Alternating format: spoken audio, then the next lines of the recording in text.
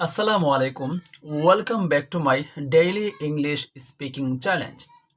Today is Wednesday, 3rd December 2025, and this is fourth day of my 100-day English journey.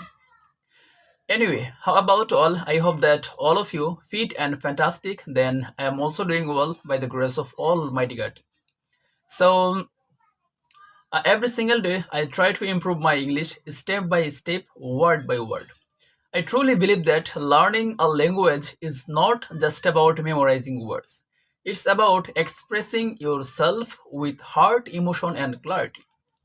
Through uh, this daily practice, I am not only improved my English but also uh, gained self-discipline, patience, and positivity.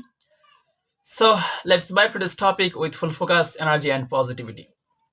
If you want to learn English and speaking English, you have to must practice regularly. So uh, right now I am making this video for practicing purpose. I'll try to every day for practicing for making this video. That's it. Assalamu alaikum.